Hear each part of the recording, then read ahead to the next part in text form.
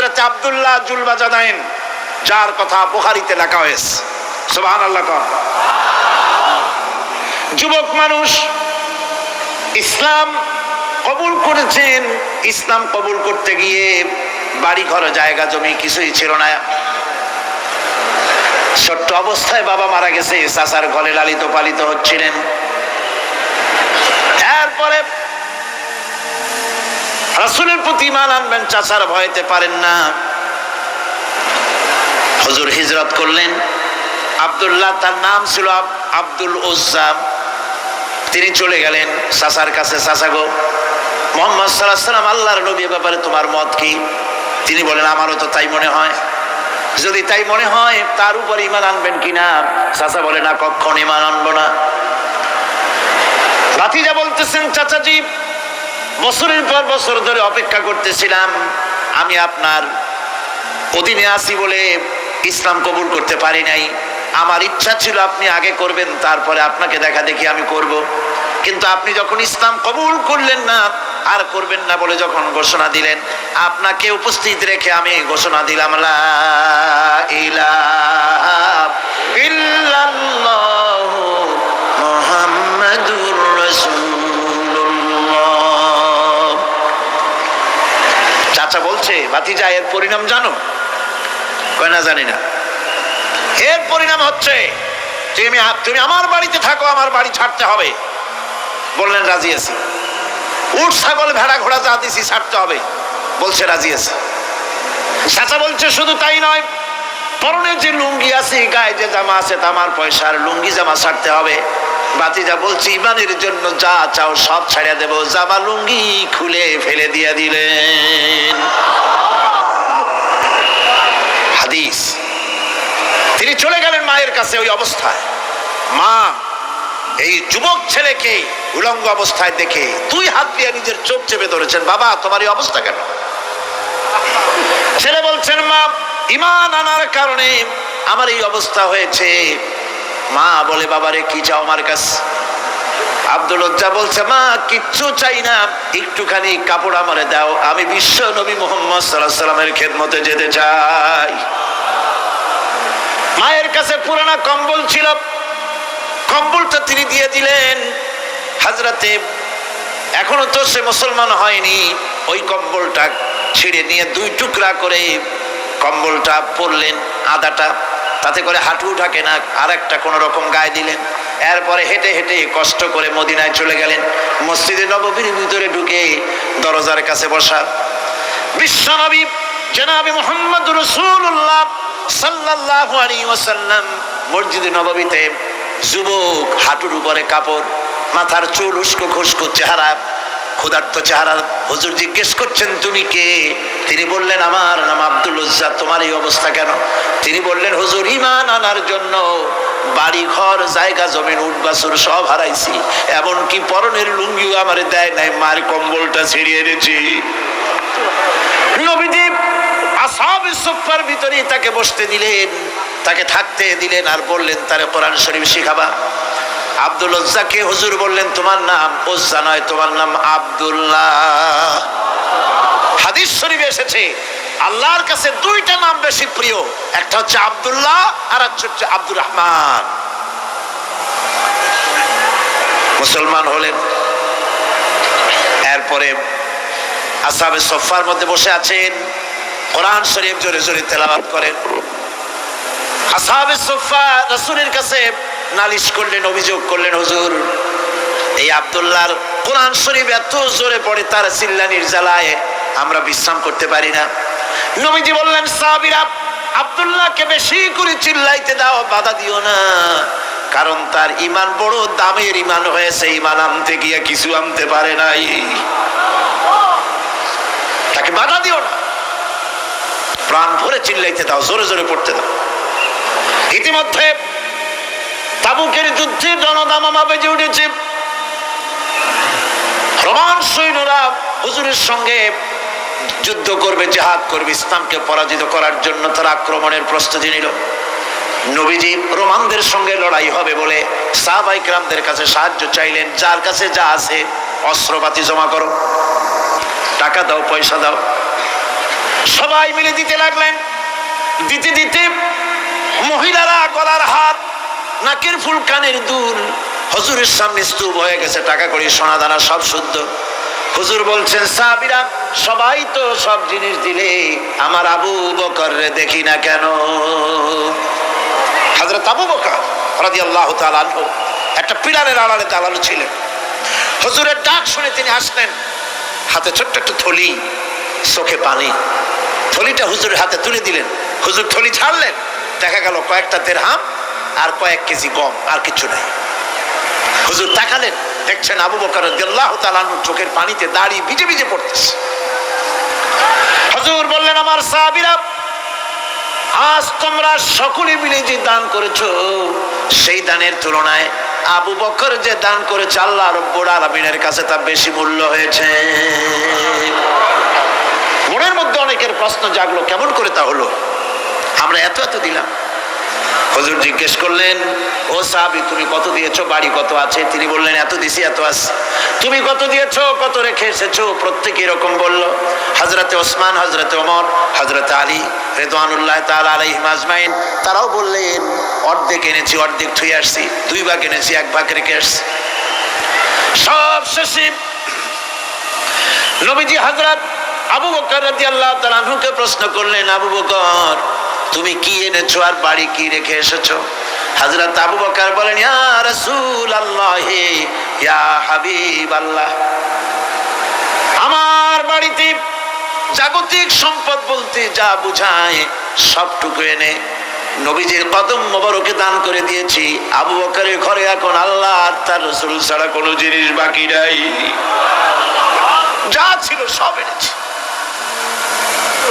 হুজুর জিহাদে রওনা হলেন 30,000 সৈন্য সাথে, 30 সহস্র সৈন্য নিয়ে নবীজি তাবুকের দিকে চললেন।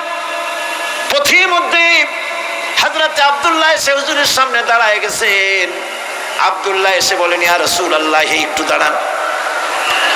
এই জিহাদে মেয়ে লোক, পুরুষেরা, সাহাবীরা সবাই প্রাণ ভরে দান করলো, কিন্তু আমি এমন এক বান্দা, আল্লাহর কিছুই দিতে পারলাম না। আমার তো দেওয়ার মতো কিছুই নাই হুজুর, আমার দেওয়ার মতো কিছুই নাই। তবে আমি আপনার কাছে দোয়া চাই, আপনি দোয়া করুন, আমি যেন এই যুদ্ধে, এই জিহাদের ময়দানে আমি যেন শহীদ হতে পারি।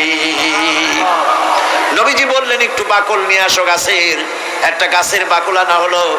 এই বাকলটা হুজুর নিজ হাতে আব্দুল্লাহর হাতে বাঁধে দিলেন, আর বললেন, রব্বুল আলামিন, আমি আব্দুল্লাহর রক্ত কাফেরদের জন্য হারাম করে দিলাম।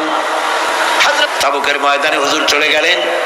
কয়েকদিন পরে খবর আসলো হুজুরের কাছে, আব্দুল্লাহ কয়েকদিন জ্বর ভোগ করে আব্দুল্লাহ মারা গিয়েছেন। হুজুর বললেন, তার জানাজার ব্যবস্থা করো, কাফন দাফনের ব্যবস্থা করো। ব্যবস্থা হয়ে গেল। রাতের বেলায় দাফন হবে। একজন লোক কবরের কাছে দাঁড়ায় টিম টিম করে একটা আলো নিয়ে দাঁড়ায় আছে, আর একজন লোক কবরের ভিতরে নেমেছেন। 2 ব্যক্তি লাশ 2 হাতে উঁচু করে নিয়ে আসতেছেন কবরের কাছে।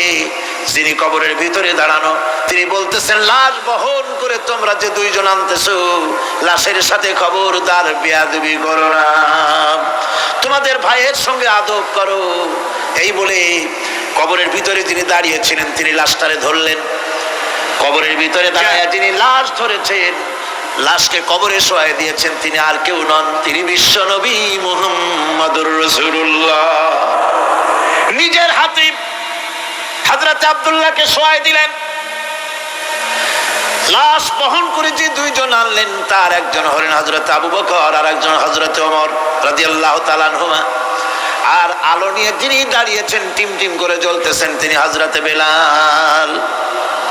কবরের ভিতরে হযরত আব্দুল্লাহকে শুইয়ে দিয়ে উপরে মাটি দিয়ে নবীজি কবরের 2 দিকে হাত দিয়া আল্লাহ রাব্বুল আলামিনের দরবারে ফরিয়াদ তুললেন, রব্বুল আলামিন, আমি আজকে সন্ধ্যা পর্যন্ত এই আব্দুল্লাহর প্রতি রাজি ছিলাম, খুশি ছিলাম।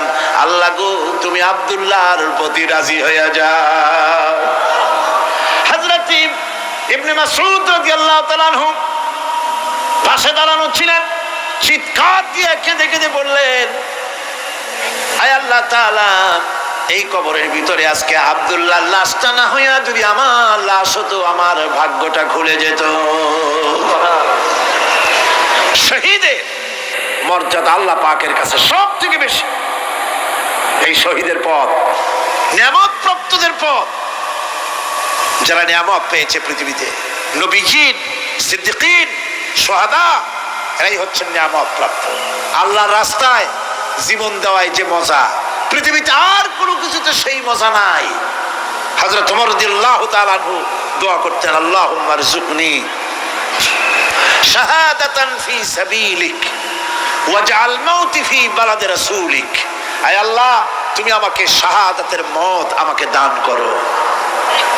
শাহাদাতের তামান্না প্রত্যেকটি মুসলমানের ভেতরে থাকতে হবে।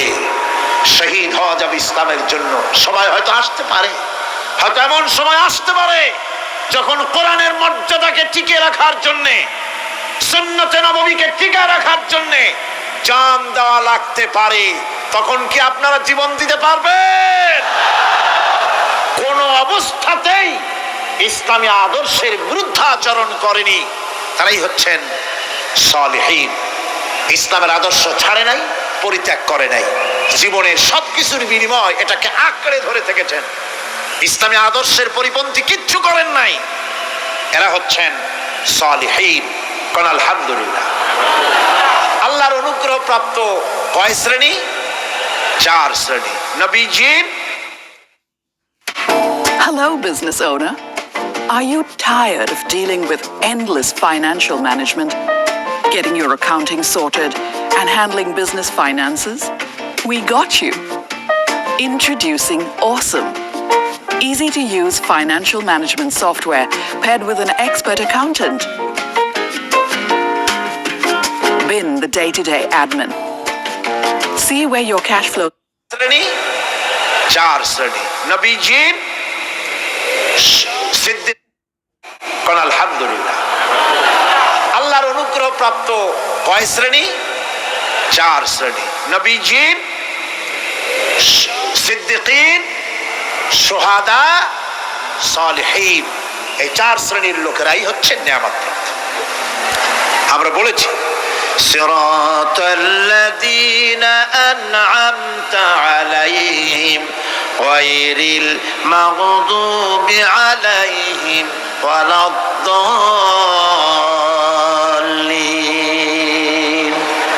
নিয়ামত প্রাপ্তদের পথ চাই, অনুগ্রহ প্রাপ্তদের পথ, আর অভিশপ্ত পথভ্রষ্টদের পথ আমরা চাই না। আমরা পরিহার করে চলবো। এটা একটু আদাও বটে। আল্লাহ রাব্বুল আলামিন বলেন, শোনো কারণ কি? وَضُرِبَتْ عَلَيْهِمُ الْمَسْكَنَةُ ذَلِكَ بِأَنَّهُمْ كَانُوا يَكْفُرُونَ بِآيَاتِ اللَّهِ وَيَقْتُلُونَ الْأَنْبِيَاءَ بِغَيْرِ حَقٍّ ذَلِكَ بِمَا عَصَوْا وَكَانُوا يَعْتَدُونَ। তাদের উপর দারিদ্র এবং অসহায়তার অভিশাপ বর্ষিত হয়েছে। এর কারণ হলো তারা আল্লাহ পাকের আয়াতকে অস্বীকার করেছে। তারা অকারণে আল্লাহর নবীদেরকে হত্যা করেছে এবং প্রত্যেকটি ব্যাপারে আল্লাহর শরীয়তের সীমা লঙ্ঘন করেছে। যুরিবাত আলাইহিমুল যিল্লাতু ওয়াল মাসকানা ওয়া বাউ বিগাযাবিন মিনাল্লাহ। আল্লাহ পাক বলেছেন, চিরকাল ইহুদিরা অভিশপ্ত, তাদের কোন আবাসস্থল হবে না, সারা জীবন ঘুরে বেড়াবে। আপনারা বলবেন, ওই ঘুরে বেড়ায় না তো, তাদের তো জায়গা হইছে জেরুজালেমে, ইসরায়েলে, সেখানে তারা